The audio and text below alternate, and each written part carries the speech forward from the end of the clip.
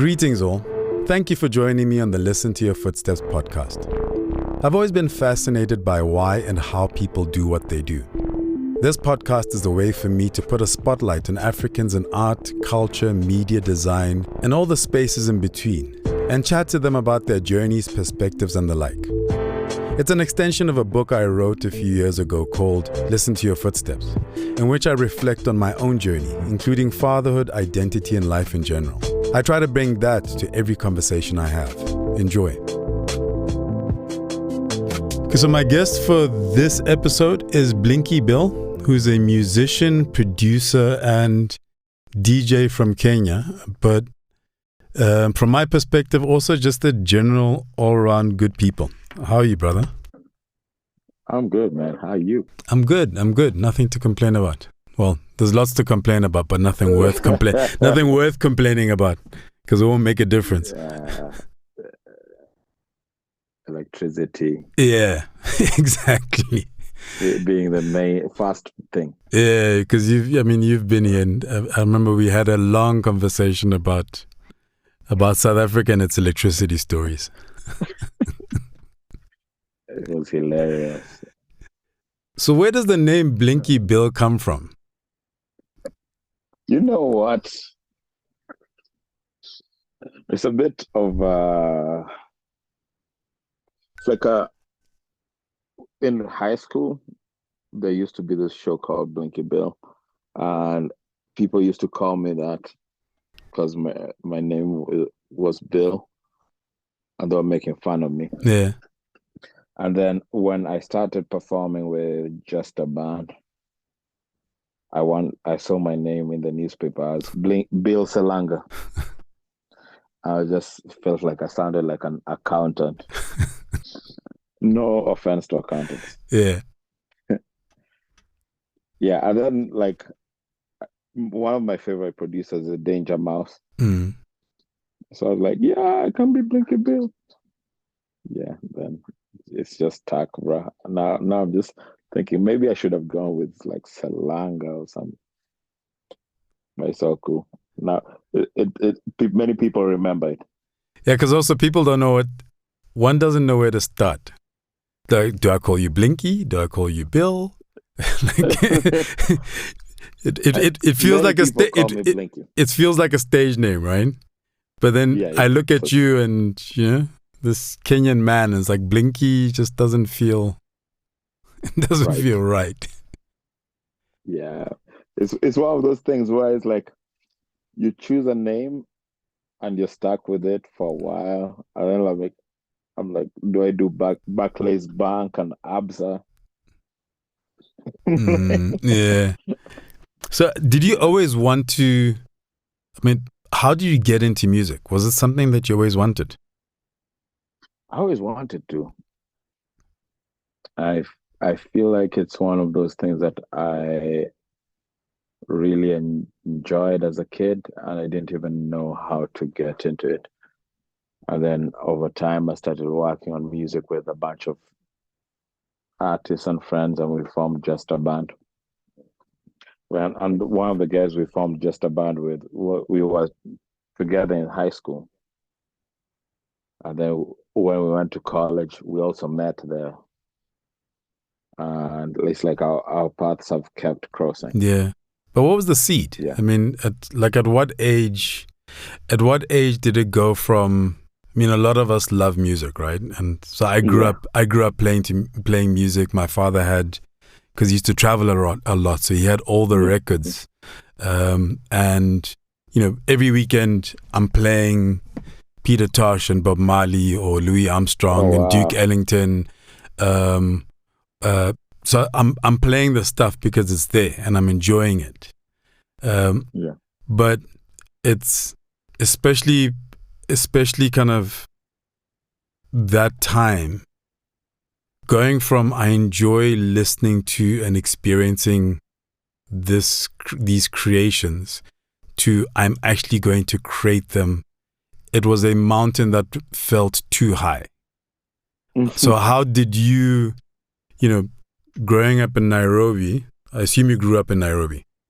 I grew up in Yeah. Nairobi. So growing up in Nairobi at a time, today there's streaming, and my son makes beats and he sits on his phone, right? And when he's done, he literally sends it via WhatsApp, or it goes onto SoundCloud or any kind of platform. But I'm curious about, for you when you're growing up, without all of these, that point of, this is something that I love, that's something that I think I want to do, to actually being able to do it. That was the biggest challenge, man, because like parents, like that generation of parents, they've never seen anything that I was describing. So when I'm saying I want to be this or like I want to be an artist, but I don't, for them, the imagination is that I'm going to be playing in a bar. So for them, like it was never really, and there was no one else who was an artist in my family. So they couldn't really figure out what was going on with me. Also because I'm fairly sharp. So like, you can be anything. Why this? And eventually they saw that it was just something that's in me. And I think in 2010, we just produced an album with just a band, and one of the songs became Kenya's first viral sensation. And I remember my mom, I went to visit her, and I was on CNN, and she couldn't believe it. She was like, this thing can take you this far. Then since then, it just changed a lot. And it was like the relationship changed, because before we were fighting a lot over this, and it was really weighing me down, And then eventually, when it started moving, now they saw it and were like, "Oh, maybe you're not gonna be so badly off after all." Yeah. Yeah. What did you go to college to study? Sports science, bro. Why sports science? I don't know if it's like this in South Africa, but it's in Kenya. If you to go to the public universities, you make there's a certain grade. So I think I chose to be a lawyer, and I got a B+, and it was super competitive. So I didn't get in that B+. There was like a gradient, and I didn't get enough points to choose law, to get to be admitted to law. And so after that they just randomly shove you into whatever it is that they feel like you could fit in. I don't know if it's like that over there. No, it's not. I mean, I also went to school in Lesotho, so it was. I mean, I ended up coming to university in South Africa, but it was a very deliberate. Like, I selected exactly what I was going to do. But then it's also not. But it's also not public. It's private. What did you do? I did a BCom, and I majored in economics, marketing, and business administration. Which you've done bits of it here. Yeah, and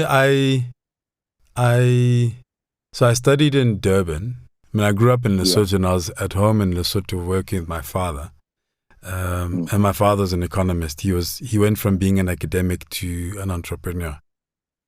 And my degree, he actually partly designed my degree, and my degree was designed for me to be able to navigate any space. So it's like the principles are kind of the same. Yeah. So when I had an IT company. I started an IT company when I moved to South Africa. So for a lot of people, when I was in IT versus when I got into the poetry scene, people saw it as very different. Whereas for me, it was like, okay, the thing that the output is different. Yeah. But the principles to kind of trying to create a foundation in the space is the same. Yeah. So yeah, I can dig it. And so You're a marketer who's a poet. Yeah, well, I don't know what I am. I tell people now my standard line is I'm a storyteller. Yeah. Take it for what you will, or define it how you'll define it. Yeah. But yeah, I think that makes sense. And it's being able to kind of tell my stories, but also amplify other stories, like this process. Yeah, I dig it. So when did Just the Band start? Was it when you were in college? It was when we were in college, and I feel like it's almost like life conspired to bring us together, because we were all kind of like more or less middle class, lower middle class. I was lower middle class, and we just wanted to make music, and we all listened to we have such varied influences. So mine is very hip hop, and then later it became electronic music as well. And some of the other guys like listen to like deep R&B and Bjork and them, who are like electronic sounds, and Daft Punk and those kinds of the Neptunes. And just the thought of like we are in Africa, but sometimes I feel like Africa has so many boxes. Like you need to be like, even right now, I was just telling a friend of mine, it's almost like you have to make Afro beats or amapiano to like really. It's like a continent of 1 billion people. We all have such a billion people plus. We have such varied interests, and that's what we wanted to make in the music. So we experimented a lot, and because of that, we just started putting out. We put out our first record, and people were like really into it. Like I remember we made around like 200 copies, not thinking that like anyone would care that much. And then as soon as it came out, like we sold out and had to like make another batch. And we were all doing this at home. Like we used to live together. And then now we started seeing the possibilities. We'd do shows and people would like, it would sell out. And it just gave me a lot. Like the first time I took Just a Band record to TV, they said there was no, like maybe come after 5 years because it's too ahead for for this market. And Channel O picked it up back then. I don't know if it's still there. It was like in 2008. Yeah. Channel O picked it up. I started playing it, but they labeled it Just a Band from Nigeria. Oh, and wow. the fans that we were amassing over here was so like, no, these guys are Kenyan. Yeah, because you guys were also creating you created a bit of a movement. Yeah, you served as a home for people for whom this resonated with. Yeah, the others. Yeah. I remember you said the other day, well, the last time we saw each other and we're chatting, and you had what? Just a house? Just a house. So that was the kind of the central point of. Man, we must have talked then a lot because I'd forgotten that. That food was really good, man. Yeah, we have the wife to thank for that, not necessarily me. Hi. Yeah, well. Was there a plan as because you were creating this movement, right? Yeah. You were building this kind of following around you, but you're also doing it at a time when nobody else was doing that. You guys were kind of like the forerunners to this. Was there a plan to it? There was a plan, but it wasn't it wasn't like I knew internally I could see it. I could see it going far, but there wasn't, because also Kenya is not really known for its music scene, and we've always had like really good Mm. musicians, but we're not really in the consideration for like the powerhouses of when you're thinking about African music, the way you Yeah. think about Congo or Nigeria or South Africa. Like I think Kenya, we are maybe like, I don't know which position we're in. So it's still a very, I'd like to say, emerging space. And it's emerging because there's not a lot of support, structural support. And so you're building this music, you're making the music, you're trying to figure out how to sell it in a space where it's super, super pop. Mm. So we just like, I feel like, and I have to thank the fans for it here, because it, they really saw it and still see it, because like on Saturday we had the first Just a Band appearance in a while, and it was so packed, like there wasn't even space to move. Some people had to be turned away, Mm. and that's just like that. It reminds us that there's a space for it, and it also hasn't been, because we were thinking that over time maybe there'd be someone else who'd come in and occupy that space. Yeah. But it's just like those things, you get to see that it's something that's so unique in its own way that it's a hard boots for someone else to feel. So there wasn't a plan, but there was a plan. Mm. And then like over time I've seen a lot of things happen that internally I said I wanted to do, and I've seen them happen. So I guess that's a plan. Mm. And also I'm seeing like a whole new generation of like, now Nairobi has so many artists who are like producer, DJ, that stroke something, and they're really good. And before us there wasn't anyone doing that. But now I can see so many people doing it. So it's also, I can see how much it's grown further than just us. Yeah. Yeah. So for me, as I started to find out and hear about Just the Band, it felt Yeah. like as you were getting that attention beyond Kenya, and even Yeah. beyond being played on Channel O, right? Yeah. Traveling internationally a bit more, and I'd see the name crop up. And because I have friends in the Yeah. industry, because I was introduced to Just the Band by a good friend of mine who was in Kenya for a while, Gerard. Yeah. And it just felt like as you guys were starting to really get momentum, you broke Yeah. up. Yeah.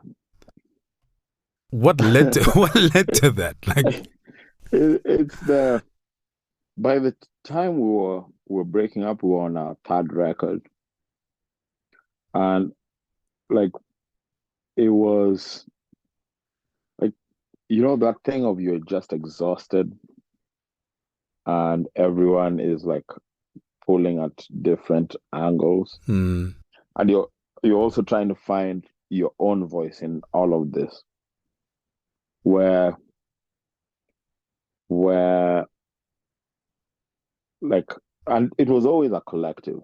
And like if you remember how I started, like I said, we all were there at that point in time to help the wind not blow our candles out. yeah, So it was almost like also a protective crew.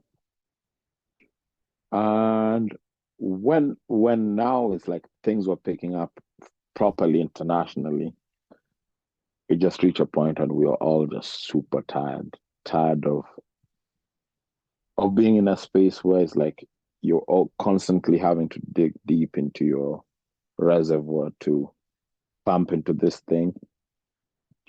And I've always felt like if Just a Band was in a place like the States where they know what to do with it, could have like we could have been much we would have moved much faster.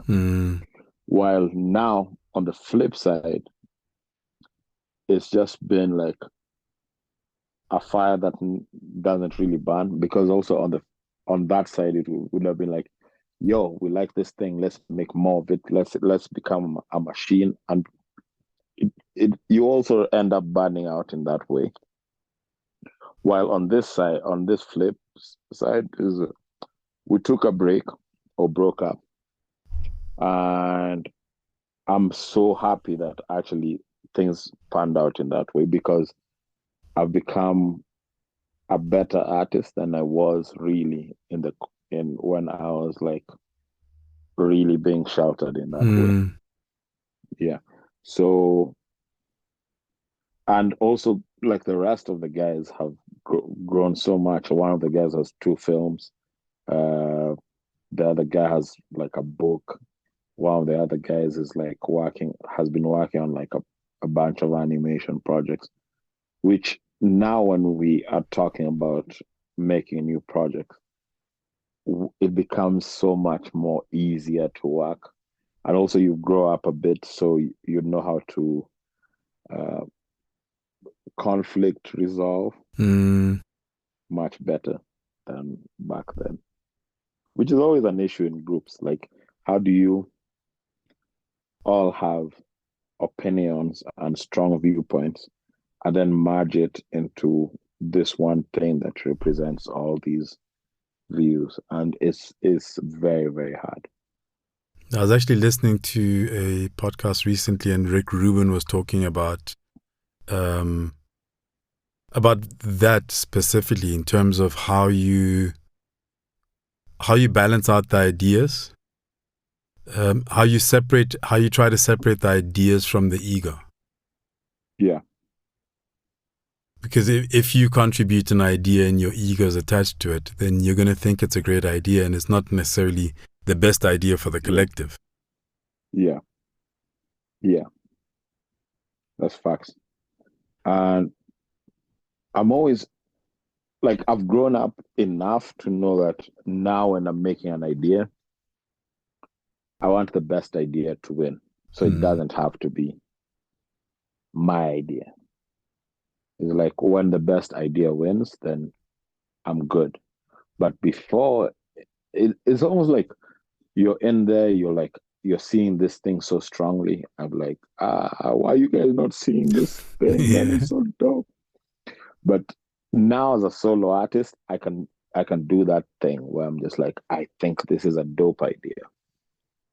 And even like my new project that I'm just in studio finishing, I'm so happy with it because it represents me at the best technical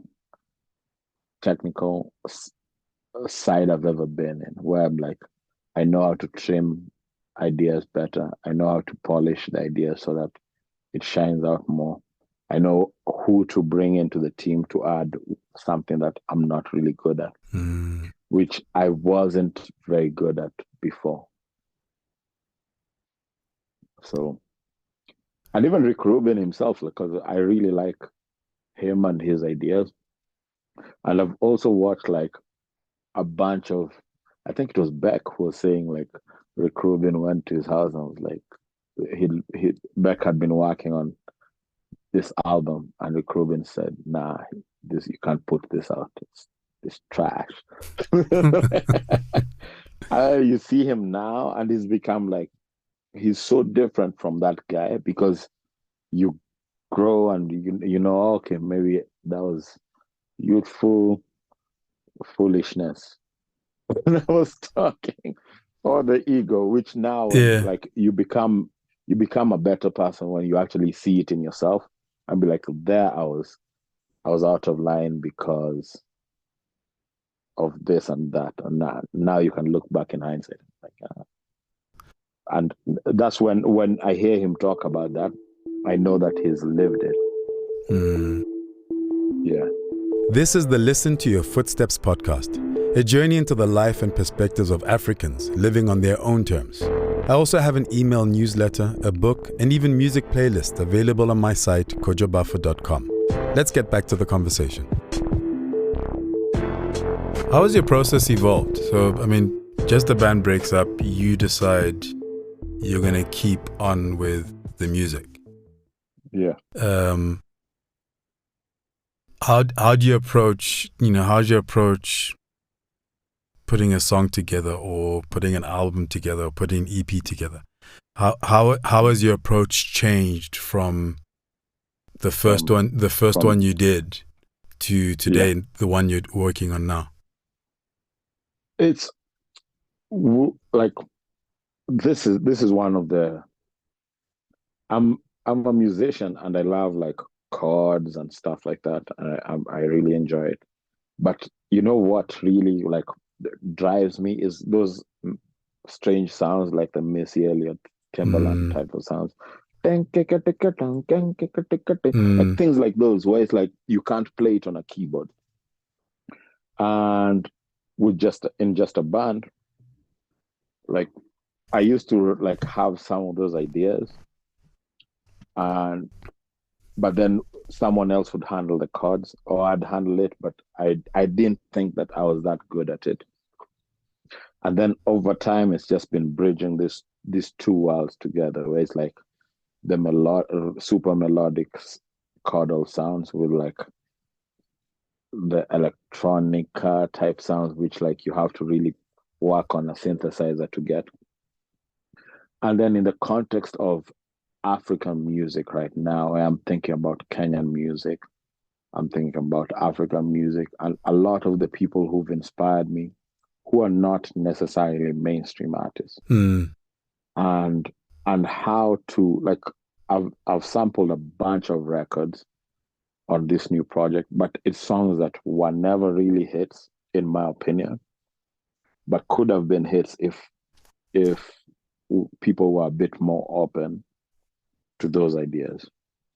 And in the past, I've really sampled a bunch of tracks that I felt like I feel like people skipped on this, but you need to hear it. So I always like bring it back. So my motivation when I'm sampling is more like to shine some light on those records, but also to remind people here that we've always been dope. It's just like there's like the status quo doesn't really want to shine light on things that are exceptional. Yeah. It's almost like we want you to be down so that we can indoctrinate you. But we've always had, so it's been a big frustration of mine, hearing all this great music that never really went anywhere. And so on this new project, like I made like, it's a very good balance of the kinds of sounds I was talking about, where it's the electronica with like tribal Kenyan sounds, which I'm like super heavy, and then samples of music from here that like if Kanye West was looking for it or like one of those J Dilla, those producers who are really good at sampling. Yeah. And they were looking for these records, they would not be able to find it because they don't exist anywhere outside of Kenya. But so the advantage I have is that I listen to music from around the world. I come to South Africa, listen to what you guys are doing. I go to Ghana, listen to what they're doing. I go to the States, I'm listening. So I'm always like soaking in a lot of things. But then now I'm just like, when I go to the village and listen to the rhythms that are there in the village, and it hits me like we're missing out on this in the global conversation, because like we've never like properly taken into account what's going on with those polyrhythms, and then it's just like put them in a sound that makes sense and is coherent here and anywhere else that I play. And then I'm also working with like the engineer who did Damian Marley's Welcome to Jamrock. Okay. It's called Commissioner Gordon, and Miseducation of Lauryn Hill. So it's like these sounds from Kenya, but inside they're so heavy. So that's the other thing that I've never really properly had is like engineering in that sense. And I have a bunch of records that don't really sound like anything else in African music, which I'm very happy about. But they slap so hard that it's like I can't wait to properly perform them. And I think we need more of that because, I mean, like you're talking about, we're such a diverse continent with Yeah, with so many different influences. And yeah, as you're describing it, it's like that is your advantage, right? That's your USP, is that you have yeah, access to sounds and understanding and creativity that yeah, nobody else across the world would have. And yeah, for every songwriter, producer, etc., across the continent, yeah, it's actually there at their fingertips. yeah, But we're constantly looking outside. Or now yeah, because Afro beats and Amapiano is the thing, yeah. it feels like everybody's looking at that Jumping on, sound because the industry goes, oh, yeah, this is what's hot now, and that's where the this is money what's is. hot So now. go do that. Yeah, yeah. And I don't know if we talked about this, but I really wish that, like, coming from a smaller African country, which is small but not that small, Mm. we don't produce enough to consume and export. So we've ended up having a lot of influx of sounds from everywhere. And Yeah. that's one of the things I love the most about Kenya. Which is when I go somewhere else, it's almost like because we've never heard of this, then it can't be dope. It's almost like this weird thing where it's like we produce, like South Africa produces enough to consume and export. So we in Kenya we'll have like Amapiano DJs. And I'm like, why do we have Amapiano DJs? That doesn't make sense to me because Mm. there's no DJs in South Africa who are dedicated to playing Kenyan music. Yeah. But it's in that way where it's like it's so prevalent everywhere I go is Afrobeat and Amapiano. But now on the flip side, it's cool to be on this side because I can hear the innovation that goes into a really good track from AC. Or a really good track from Ghana. I can hear like there's a Burna Boy song called Killing Them Sha. And I think that's one of my favorite songs I've had in Africa in a long time because there's the talking drums Mm. and it sounds so clean and it's so heavy. It's like the rhythms could only have been made by someone who's coming from there. Like there's no Just Blaze, no Timbaland, Yeah. none of them Yeah. could have made that beat other than someone who lives in Nigeria. And now when you bring something like that, even them they get surprised. It's like, yo, I've never had something like this. Is beautiful. And even like I've made a lot of South African producer friends, and I really like that cultural closeness that you can feel is in the music, and even the like Amapiano has like elements of jazz a little bit. That which means that the musical education, I could be wrong, but the musical education of the average person is very high in terms of because of this. You might not listen to jazz records completely, but these small pieces of like chords that seep Mm. into popular music serve as a serve as school. So people who grew up on Michael Jackson or Stevie Wonder have a very good sense of, oh wow, like music can be so expansive. Yeah. And there's the people who've like grown up on malnourished sounds, which is like it's cool, but okay, let me not be a hater. I think one way or another we are all haters in some sphere or another.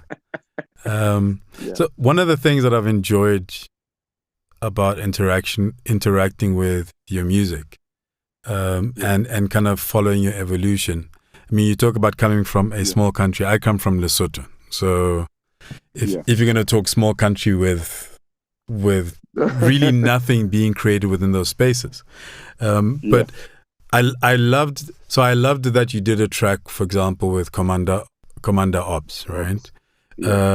And I love that you have a knack for finding, let's call it musical kindred spirits, right? From a Manifesto I'm a big fan of, to a NECA, to doing something with Commander Ops, and just kind of finding, it feels like you found your lane and found your spot, and you're going to embrace everything that's within it. Yeah. It's like, honestly, I feel like before these borders, because when I go to Ghana, I feel so at home. I'm always like, maybe my people like really came from this side, or maybe they came from this side, whichever way. And I love being in South Africa because I learn so much. So what I've always wanted to do is be a sponge, experiment, fail, succeed.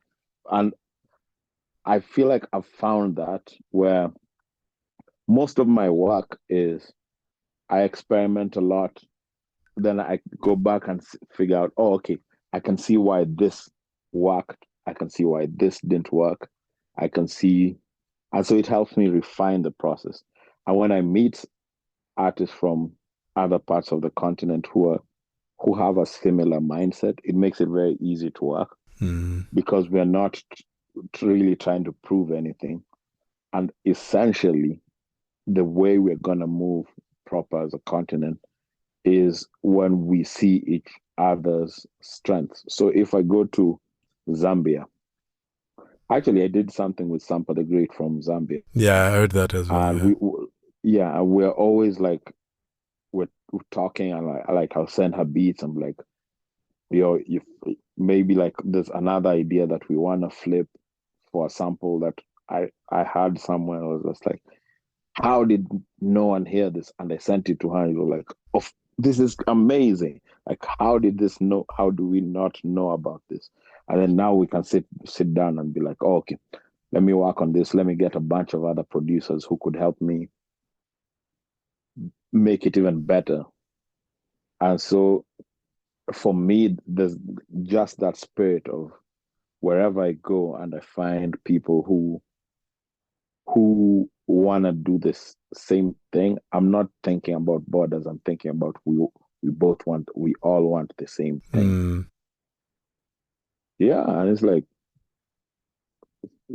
also my background with Just a Band really helps with that, because like I'll listen to strange music. It's not just clear cut, straight, four to the floor, like the offbeat guys who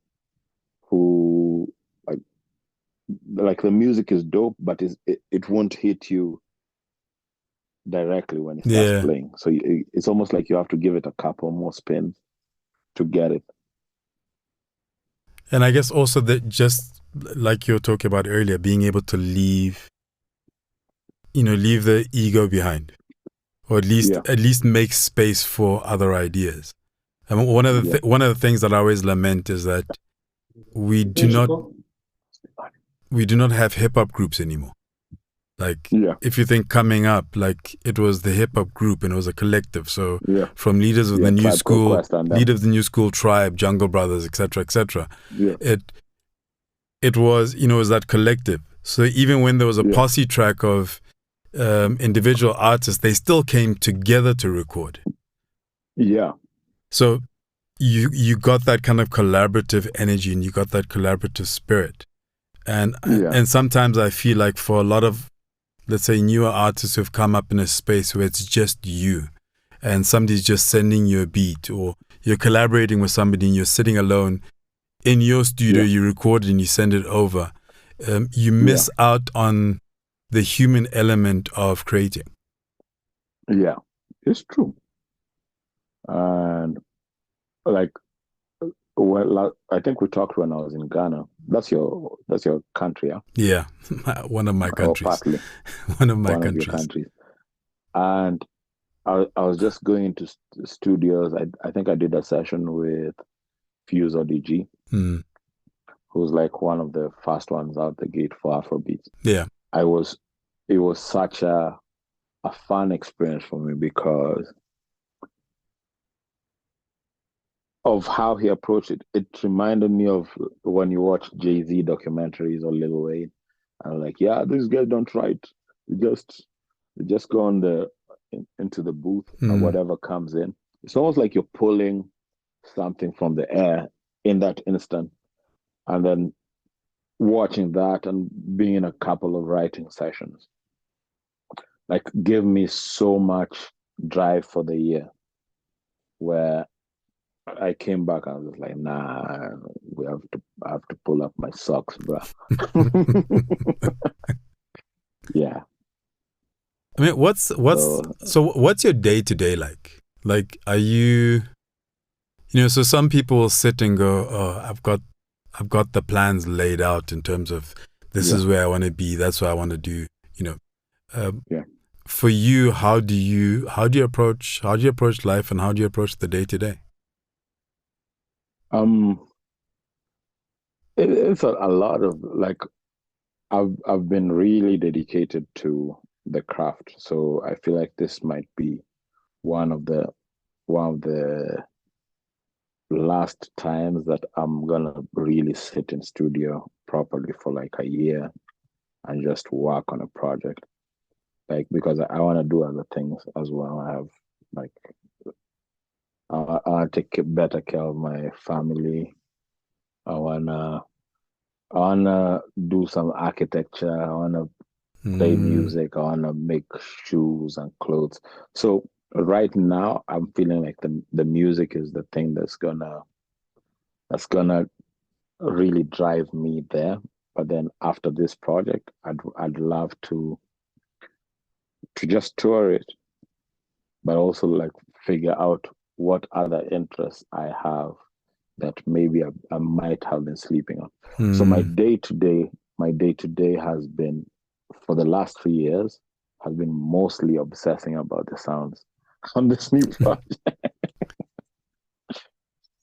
Yeah, I mean, it's interesting because when I look at you and when I interact with you, I see more than just the musician. yeah, Or, so it's interesting that you're saying, it's interesting for me when you say, you've been so submerged in the music. Now it's about finding those other things. Because from the yeah, outside looking in, um, I won't have seen the last whatever number of years that I've just been yeah, submerged in music. Um, yeah, I'll look at the music and I listen to the music, but I also look at, for example, how you dress or the yeah, things that you're interested in. yeah, I mean, like the interest and fascination with, for example, graphic design and art and that sort of stuff. yeah, And I had the yeah, opportunity to meet Zach and the stuff that he does, stuff that he's done for you and the stuff of his that you appreciate. And yeah, like I say, from the outside looking in, I'm like, okay, this guy's embracing all aspects. So it's interesting for me to hear now is the time after this that you're yeah. really going to explore those aspects of yourself that I assumed you No, were already. well, but yeah, I actually it's cool for you to note that because sometimes when it's very hard to properly see yourself, Mm, where it's like you know yourself, but seeing yourself is something else. Where I love these things. Like I love when it comes to shoe design. Like that's one of the things that I appreciated about sports science was they didn't really teach me jack, but I knew that there's something called sports shoe design. mm, I've started really actively checking that out. When I look at architecture, I think it was, I don't know if it was Dave Chappelle who almost there for. No, there was someone who was like, music is is liquid architecture, and architecture is solid music. And when I come to when I see the house designs, the traditional house designs in South Africa, with the colors. What's the name of that lady, the famous lady who worked on like BMW? Esther Mahlangu. Yes, Esther. I see that. I was like, I absolutely love that. Oh, when I go to Greece and you see how they everyone builds in a certain way and all the houses are white, and it's been like that from time. Or just seeing wherever I go, I'm super observant, and I started just street photography because of that. Because it helps me just capture things as I see it when I'm traveling, and it gives me a deeper, like when I look back at it and I understand, oh, like what's the difference between where I'm from and where this place is at. And being able to draw from where you're from. Yeah, I say being able to draw from where you're from, and context and being able to contextualize where you're from in relation to other spaces. Exactly, and knowing, like, I'm from Kenya. This is a unique thing that Kenya has given me that I feel like the world needs, or the world could hear or could understand, is because sometimes there's places where you go and people are like, they hog onto the microphone and they never let anyone really talk. And then eventually when someone who was quiet in the room talks, and like, how we could have missed that if this person did get a chance to show us the wonderful way in which they see things. Yeah. And so I think also in future, I'd love to really get to encourage people to also give space and make space. You know, like when I met Commander Obbs, I didn't even know what country he was from, but I just saw a bunch of videos that I really liked. And he came up to me and was like, yo, we have to do something. I'm like, okay, cool. I have a studio session, come through. And he pulled up. And also, like a lot of South African artists, when they come here, they generally come to my studio. Even if we don't make anything, we'll just kick it and talk, and in that way we're helping open up these spaces. Absolutely. Yeah.